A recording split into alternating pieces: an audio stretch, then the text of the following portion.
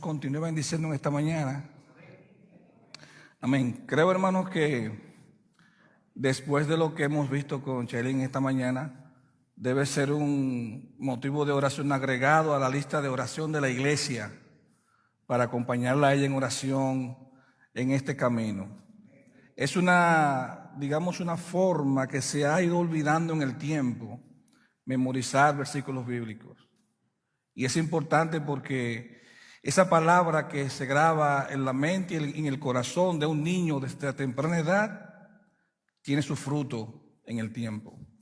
Así que, hermanos, vamos a incluir a esta joven en este proceso, en este camino, en este reto que ella tiene. Y sobre todo que el Señor en ese día sea glorificado a través de ella.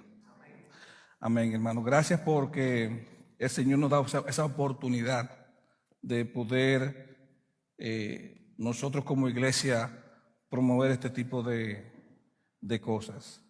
Bien, hermanos, en esta mañana vamos a tener el mensaje de la palabra de Dios bajo el tema o el título: Jesucristo, el único mediador entre Dios y los hombres. Jesucristo, el único mediador entre Dios y los hombres. Muchos de nosotros que conocemos la historia bíblica hemos visto cómo Dios durante los tiempos envía a un mensajero, a un hombre, para que de alguna manera sirva de salvador, de mediador, en una situación o en una problemática que una persona o un pueblo o una familia o una nación esté pasando. Cuando nosotros nos vamos a la historia bíblica y vemos allí la historia de Moisés en los primeros capítulos, el 1 y el 2, vemos cómo la Biblia describe de manera, exacta, cómo fue el proceso en el que los hijos de Israel entraron a Egipto luego de que Dios levantara a un hombre como José para salvar a toda aquella región de una hambruna. No solamente José salvó a Egipto de la hambruna, sino que también salvó a su pueblo. Y en Éxodo capítulo 1 dice: estos son los nombres de los estos son los nombres de los hijos de Israel que entraron en Egipto con Jacob. Cada uno entró con su familia: Rubén, Simeón, Leví, Judá, Isaacar, Zabulón, Benjamín, Dan, Neftalí, Gad, Aser. Todas las personas que nacieron a Jacob fueron 70, y José estaba en Egipto. Y murió José y todos sus hermanos y toda aquella generación. Así describe la palabra de Dios las personas que entraron a Egipto. ¿Y quiénes eran aquellos nombres? Los nombres de las tribus de Israel. Pero murió José, murió toda aquella generación, y llegó entonces un nuevo rey en Egipto que no conocía la trayectoria de este pueblo. Los egipcios se iban multiplicando, los egipcios iban creciendo en número, en cantidad, y aquello era una preocupación para aquel rey. Recuerden que en meditaciones anteriores hemos hablado sobre la importancia de obedecer a Dios, no importa el momento, no importa el lugar, no importa la crisis. Y en el versículo 2 de este libro de Éxodo, Dios habla sobre el nacimiento de Moisés. Ese niño que fue salvado de las aguas y que fue protegido, criado en la casa de Faraón como un egipcio, y que tuvo aquel, humanamente hablando, desagradable encuentro con un egipcio maltratando a un hebreo, y Moisés tuvo que actuar y eliminar a aquel egipcio. Y eso para Moisés fue muy duro porque le costó salir y huir fuera de Egipto.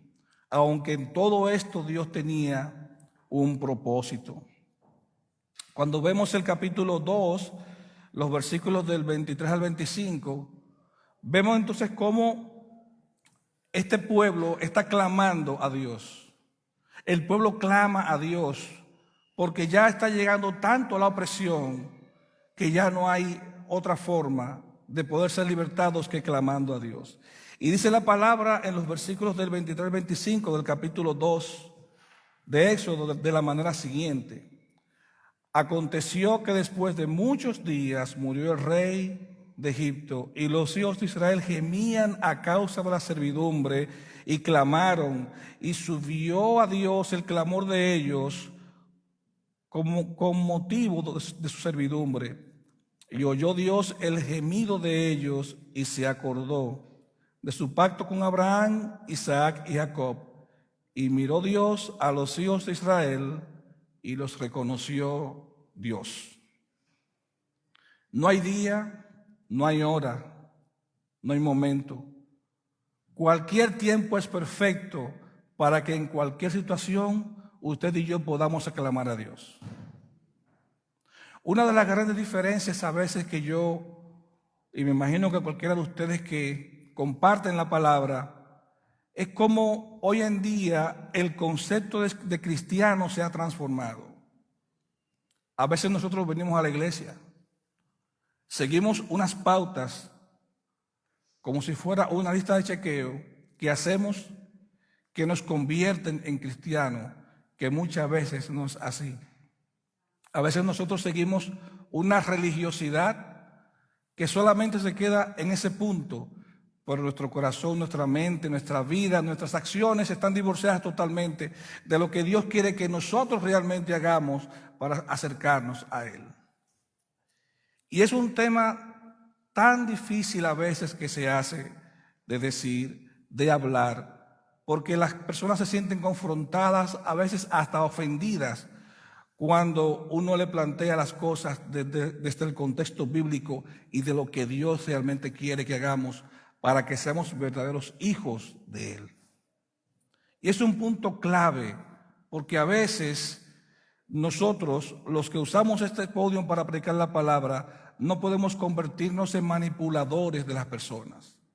Tenemos que decir las cosas como la Biblia lo dice y como Dios quiere que se hagan.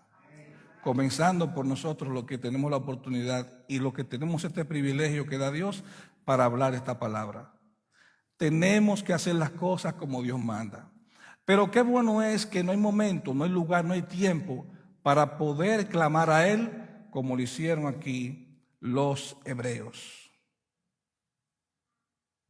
En un momento difícil, en una dificultad donde no había para dónde salir, el pueblo gimió y clamó a Dios por liberación. Y la palabra dice en el versículo 24 que y oyó Dios el gemido de ellos y se acordó de su pacto con Abraham, con Isaac y con Jacob. Y miró Dios a los hijos de Israel y los reconoció. Qué bueno, hermanos, amigos, en esta mañana, que cuando nosotros clamemos a ese Dios, Él pueda entonces a nosotros reconocernos. Qué bueno que cuando nosotros tengamos alguna situación podamos ir con el corazón desprendido, entregado, no simulado delante de Él y decirle, Señor, te necesito, ayúdame, sea cual sea nuestra condición. Si es una condición espiritual, si es una condición emocional, si es una condición familiar o si es que no he tenido un encuentro verdadero con Dios a través de Jesucristo. Ese es el punto clave, hermanos y amigos, en esta mañana. Cómo la Biblia nos describe, cómo nosotros podemos tener ese encuentro genuino y verdadero con nuestro Señor y Salvador Jesucristo. De manera que nuestra asistencia a la iglesia no se convierta en una rutina, en hábitos que complementen nuestras necesidades emocionales en nuestras vidas, sino que cuando lleguemos a la iglesia, cuando tengamos la oportunidad de compartir el evangelio, lo podamos hacer conscientes que estamos dando por gracia lo que por gracia hemos recibido. no un mero conocimiento de la palabra como un libro de texto que yo aprendo y lo comparto con otra persona. No, sino también algo que tiene poder para transformar la vida de cualquier ser humano. Así pues, la Biblia nos describe este evento de Moisés en el que Dios lo usa como un salvador para sacar a ese pueblo que estaba siendo oprimido en Egipto. Hay un pasaje que yo quiero que ustedes me acompañen, que está en este mismo libro de Éxodo, en el capítulo 14, donde se narra la historia de ese momento que muchos de ustedes conocen, pero quiero compartirlo versículo por versículo y veamos allí algunas de las cosas que pueden presentarse en la vida, no solo de una comunidad, de un pueblo, sino también de nosotros como seres humanos. Éxodo capítulo 14, los versículos del 10 al 31. Hay cosas que en la vida nos persiguen y uno no sabe cuándo terminarán. Hay cosas que a nosotros se nos hace difícil de superar y uno no sabe hasta cuándo será.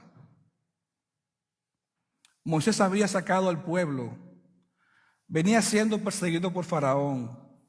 El pueblo tenía sustento, tenía cuidado de Dios en el desierto. El pueblo estaba siendo protegido por Dios. Pero cuando Faraón decide salir detrás del pueblo, humanamente hablando, y uno lo puede entender como ser humano, el pueblo entra en un pánico. Porque el pueblo conocía el poderío de Faraón. Pero en este pasaje, donde probablemente usted y yo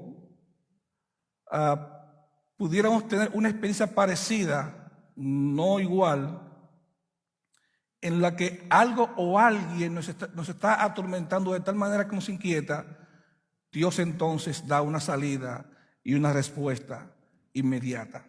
Y este hombre elegido por Dios, Moisés, en ese momento se ve ya cercado por el faraón. Y la palabra de Dios dice de la manera siguiente: cuando Faraón se hubo acercado, los hijos de Israel alzaron sus ojos, y he aquí los egipcios venían tras ellos, por lo que los hijos de Israel temieron en gran manera y clamaron a Dios. En este versículo 10 del capítulo 14, nuevamente, el pueblo hebreo, ante la persecución de Faraón y sus soldados, clama de nuevo a Dios. Dice el versículo 11: y dijeron a Moisés, ¿no había sepulcros en Egipto que nos ha sacado para que muramos en el desierto? ¿Por qué has hecho así con nosotros? ¿Que nos ha sacado de Egipto? ¿No es esto lo que te hablamos en Egipto, diciendo, déjanos servir a los egipcios? Porque mejor nos fuera servir a los egipcios que morir nosotros en el desierto. Aquí viene entonces la dualidad, viene la falta de confianza. Por un lado yo estoy clamando a Dios y por otro lado estoy reclamando al hombre que yo sé que Dios puso ahí para salvarnos y guiarnos. Y así puede venir momentos a nosotros en la vida. Momentos en el que clamamos a Dios y de repente entonces nuestras vidas se convierten en una inseguridad. Y así somos los seres humanos. En un momento podemos alcanzar fe y en otros momentos la podemos perder. Pero lo que Dios quiere es que nuestra fe, sea cual sea, se mantenga firme y que sigamos adelante. Ahí estaba entonces el pueblo confrontando a Moisés, y ahora veamos cómo reacciona entonces este hombre. Versículo 13: y Moisés dijo al pueblo, no temáis, estad firmes y ved la salvación que Jehová hará hoy con vosotros, porque los egipcios que hoy habéis visto, nunca más para siempre los veréis. Había hablado el hombre que Dios había enviado para salvar al pueblo. Los egipcios que están viendo este pueblo ahí, listo ya para liquidar al pueblo hebreo, dice Moisés, nunca más para siempre lo veréis. Un hombre seguro, un líder seguro de su llamado, de su convicción, del llamamiento que Dios había hecho para guiar a su pueblo. Dice el versículo 14, Jehová peleará por vosotros y vosotros estaréis tranquilos. ¿Cuál es la diferencia del hombre que edifica la casa sobre la roca y el otro que edifica la casa sobre la tierra que no es roca, que es arena? Que el hombre que edifica la casa sobre la roca se siente seguro ante cualquier situación de naturaleza. Y el hombre que edifica su casa sobre la arena o un terreno débil siempre va a estar inseguro porque la naturaleza puede convertirse en un enemigo de ella. Así es el creyente de hoy. Así es la persona que no conoce al Señor. El que no conoce al Señor tiene sus cosas fijadas en las cosas de este mundo, en cómo el mundo se mueve o cómo el mundo va. Pero el que ha creído en Cristo, el que ha creído en Dios, está firme. Y no importa la situación que venga, él no se va a mover. Porque su vida, su esperanza, depende de Dios y no de las cosas del mundo. Moisés estaba convencido de que Dios habría de hacer el milagro. Versículo 15. Entonces Jehová dijo a Moisés, ¿por qué clamas a mí? Como diciendo, tú sabes que yo estoy contigo. Di a los hijos de Israel que marchen, que avancen, que no se detengan. Y tú alza tu vara y extiende tu mano sobre el mar y divídelo y entren los hijos de Israel por el medio del mar en seco. Y he aquí, yo endureceré el corazón de los egipcios para que no lo sigan. Y yo me glorificaré en Faraón y en todo su ejército y sus carros y en su caballería. Y sabrán los egipcios que yo soy Jehová cuando me glorifique en Faraón, en sus carros y en su gente de a caballo.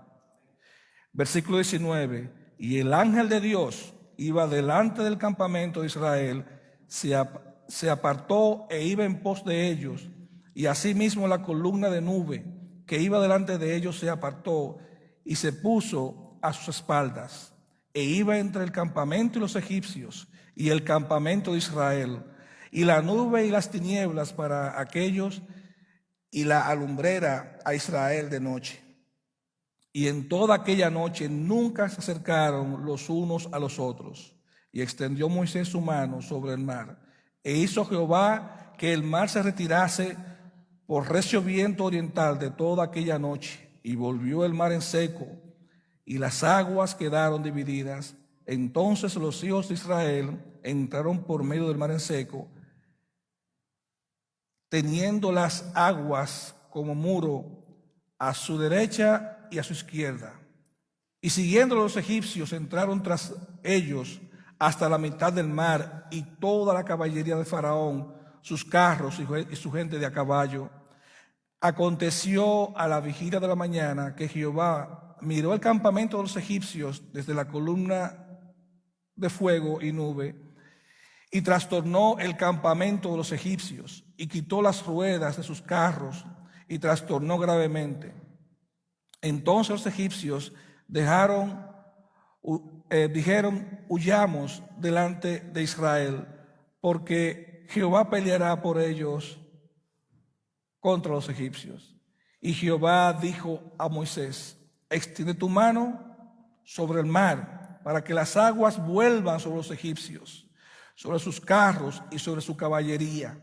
Entonces Moisés extendió su mano sobre el mar, y cuando amanecía, el mar se volvió en toda su fuerza, y los egipcios al huir se encontraban con el mar, y Jehová derribó a los egipcios en medio del mar. y volvieron las aguas y cubrieron los carros y la caballería y todo el ejército de Faraón que había entrado tras ellos en el mar. No quedó de ellos ni uno.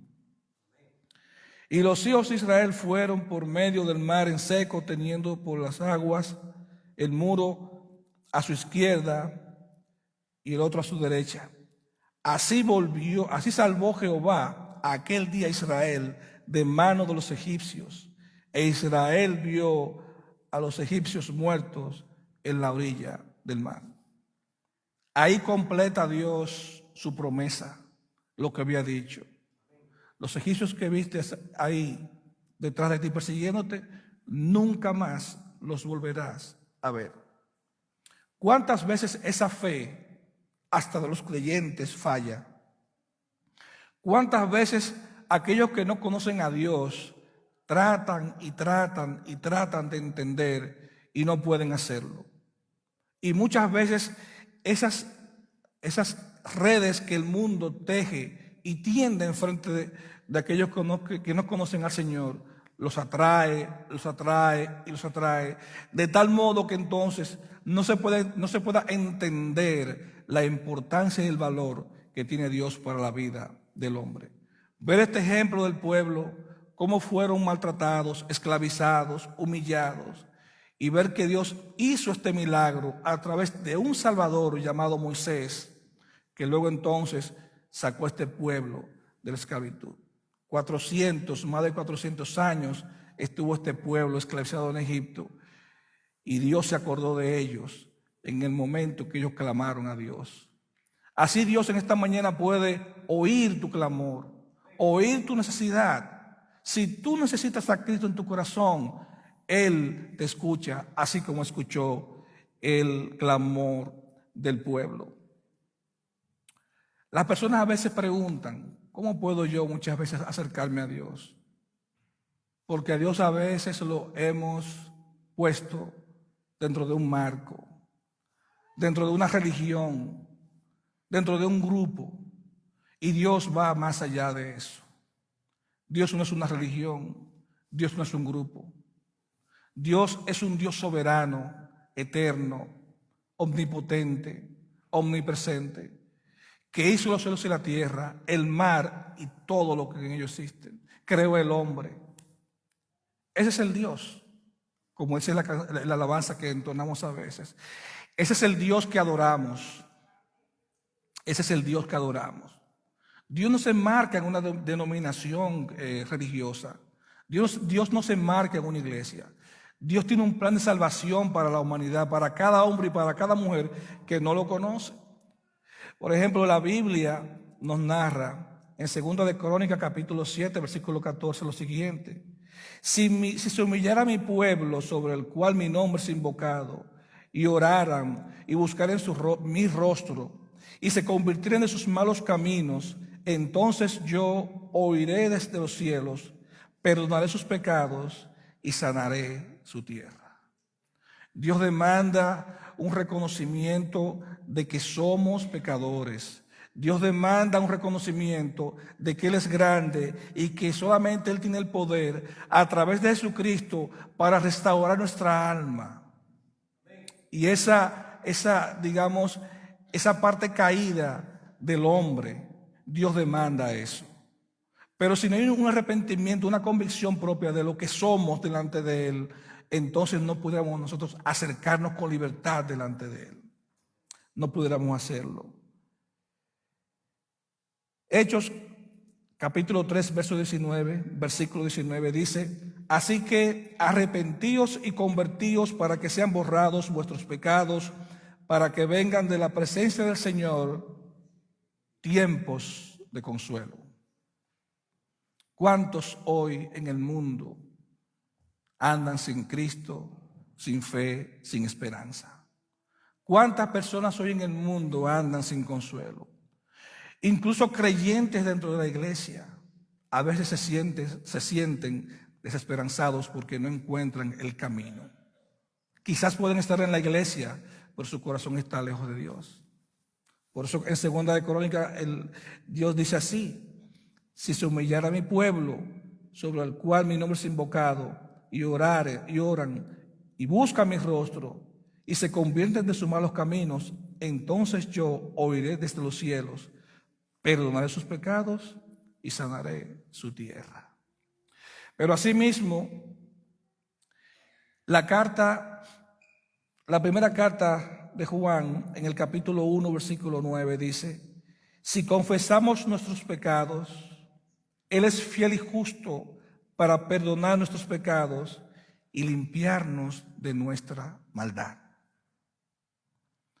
Hay una intención de Dios, hay un llamado de Dios directo a una comunicación santa, a una intimidad santa delante de Él. Todos somos pecadores. Todos necesitamos en algún momento arrepentirnos de nuestros pecados. Todos tenemos que ir constantemente delante del trono de Dios. Y ese ejercicio no puede detenerse en ningún hombre o una mujer que haya creído en el Señor. Porque no buscamos nuestra gloria propia, sino la gloria de Dios. Y para que el hombre pueda buscar la gloria de Dios, tiene que mantenerse apartado del pecado. Es una lucha, sí, pero Él da las bases bíblicas de cómo hacerlo. Cuando vamos a este pasaje de 1 de Timoteo, nosotros, y quiero que me acompañen allá, 1 Timoteo capítulo 2, los versículos del 1 al 7,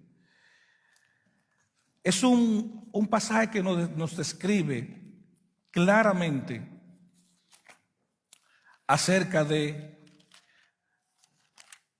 cómo textualmente la Biblia enfoca el tema de Jesucristo como el único mediador entre Dios y los hombres.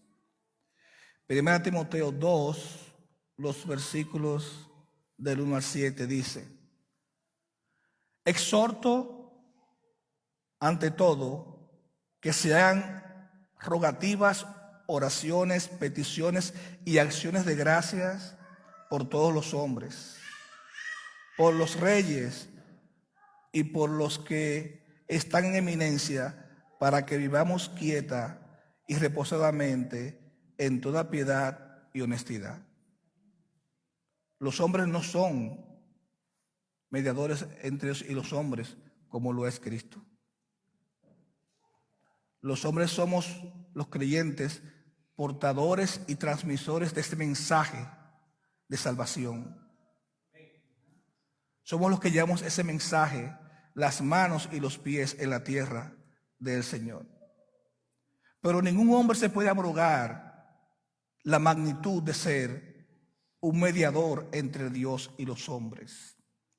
Aquí el joven Timoteo es exhortado a través del apóstol Pablo a que se ore por aquellos que están en eminencia, por aquellos que dirigen las naciones, por aquellos que están puestos para dirigir al colectivo. Dice: exhorto ante todo que se hagan rogativas, oraciones y peticiones, acciones de gracia por todos los hombres, por los reyes y por los que están en eminencia, para que vivamos quieta y reposadamente en toda piedad y honestidad. Versículo 3: porque es bueno y agradable delante de Dios nuestro Salvador. Es bueno que lo hagamos, hermanos. Es bueno que lo hagamos. Dice el versículo 4: el cual quiere que todos los hombres sean salvos y vengan al conocimiento de la verdad. El cual quiere que todos los hombres sean salvos y vengan al conocimiento de la verdad. El Señor Jesús se identificó y dijo: yo soy el camino, la verdad y la vida, y nadie viene al Padre si no es por mí. Esas fueron las palabras de nuestro Señor Jesucristo. Así que, ¿cuál es el propósito que Dios quiere? Que todos los hombres sean salvos, no un grupo, no una denominación, no una iglesia, no una comunidad. Todos los hombres, porque este mensaje de salvación es para todos los hombres. Y ahí es donde el pueblo de Dios tiene que estar enfocado. Cuando la iglesia, cuando los creyentes nos desviemos de este mensaje, estaríamos entonces nosotros desperdiciando el tiempo. Ese enfoque de nosotros debe ser a que la gente conozca al Señor, a que los que no lo conocen, lo conozcan a Dios, a Jesucristo y a su obra. Dice el versículo 5, porque hay un solo Dios y un solo mediador entre Dios y los hombres, Jesucristo hombre, el cual se dio a sí mismo en rescate por todos, de lo cual se dio testimonio a su debido tiempo. Para esto yo fui escogido predicador y apóstol, digo verdad en Cristo, no miento, y maestro de los gentiles en fe y en verdad. Así el apóstol Pablo termina o concluye esta parte del pasaje bíblico. Así que, ¿cuál es el deseo, la voluntad de Dios? De que todos los hombres vengan al conocimiento de la verdad y sean salvos. Ahora, cuando alguien me pregunta, ¿cómo puedo yo aceptar a Jesucristo? ¿Cuál es la forma de aceptarlo? De manera particular, me gusta usar este pasaje que se encuentra en Romanos, capítulo 10, los versículos del 8 al 13. Yo he denominado este pasaje como la fórmula perfecta, las palabras exactas, donde no hay ningún tipo de confusión para que una persona que no conoce a Cristo pueda conocerlo, pueda aceptarlo, como dice la palabra de Dios. Romanos capítulo 10, los versículos del 8 al 13, dicen de la manera siguiente.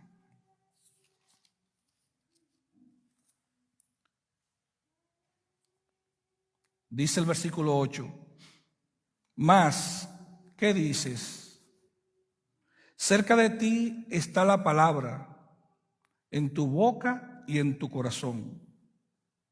Esta es la palabra de fe que predicamos, que si confesares con tu boca que Jesús es el Señor y creyeres en tu corazón que Dios le levantó de los muertos, serás salvo. Porque con el corazón se cree para justicia, pero con la boca se confiesa para salvación. Pues la Escritura dice, todo aquel que en él cree no será avergonzado.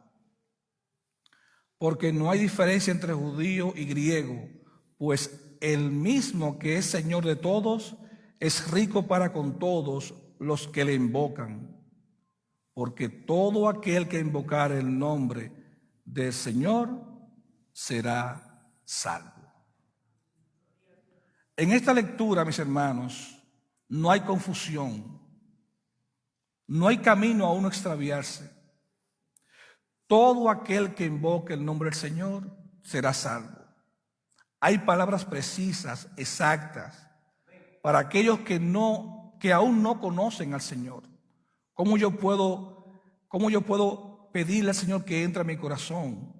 La palabra describe condiciones exactas. Dice, si confesares con tu boca que Jesús es el Señor y crees en tu corazón que Dios le levantó de los muertos, serás salvo. Porque con el corazón se cree para justicia, pero con la boca se confiesa para salvación. Ahí está la fórmula, la palabra precisa.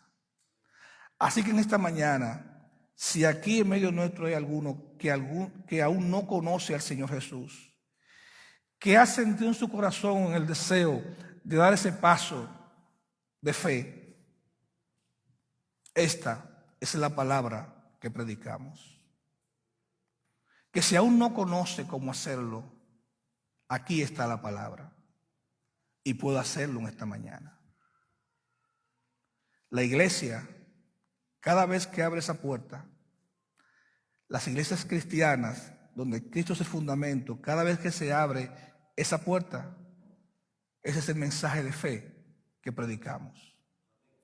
O este es el mensaje de fe que deberíamos predicar para aquellos que aún todavía no conocen al Señor. Y qué gran gozo qué gran fiesta se abre en el cielo cuando una oveja regresa al redil, cuando una oveja se convierte y da su paso de fe a Cristo.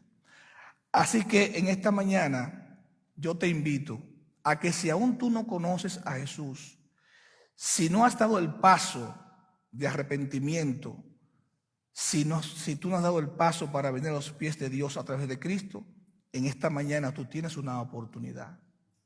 Tú tienes una oportunidad. Aquí vamos a estar el pastor Eliezer. También voy a invitar al pastor Pablo, que está aquí. Si tú quieres aceptar al Señor, nosotros después del culto vamos a estar aquí. Vamos a orar por ti. Vamos a guiarte en la palabra para que tú pases de una vida sin Cristo ahora a una vida con Cristo a través de lo que dice su palabra. Oremos. Amante Dios y Padre nuestro que estás en los cielos, gracias en esta mañana, Señor, porque no hemos hecho otra cosa que bendecirte, que adorarte, alabarte y darte gracias, mi Dios, por lo que tú haces en nuestras vidas. Gracias, mi Dios, por tu palabra, por el ejemplo que vemos en ella, Señor, por Cristo, por tu Hijo amado, a quien tú enviaste un día a morir en este mundo para que nosotros fuéramos hombres y mujeres rescatados, restaurados a través de ese sacrificio. Gracias, mi Dios, porque esta iglesia, Padre, tiene la intención y el propósito de predicar esta palabra de fe, esta palabra, Señor, que puede convertir el alma, Señor, que traspasa el alma, Señor, de cualquiera. Gracias, mi Dios, porque hemos presentado este evangelio tan claro, Padre, como hemos podido, sabiendo, Señor, que la intención es que aquellos que no te conocen puedan conocerte y puedan venir a ti a través de Cristo Jesús. Gracias, mi Dios, y te pedimos que si hay alguien en esta mañana que aún no lo conoce, que tiene el deseo y ha sentido ese deseo de dar el paso de conversión, ese paso de arrepentimiento, de conocer a Cristo, de convertirse a Cristo, que en esta mañana, mi Dios, él tenga la oportunidad o ella tenga la oportunidad de dar ese paso. Gracias, Padre. Estaremos aquí, Señor, como en la antigüedad, esperando, Señor, por aquellos que no te conocen, para poder instruirles en tu palabra, Señor. Muchas gracias. Te pedimos por aquellos, Señor, nuevamente que no te conocen, que tú les des, Señor, la oportunidad de que ellos puedan dar un paso al frente y seguirte y aceptar a Cristo en su corazón. Bendícenos, Señor. Bendice esta iglesia. Bendice, mi Dios, aquí, hermano Pablo y su familia, Señor, en esta mañana. A cada uno de nosotros, a cada familia representada, Señor, una bendición especial de lo alto, Padre. Muchas gracias, mi Dios. En el nombre de Jesús, tu Hijo amado, te lo pedimos y por él rogamos. Amén.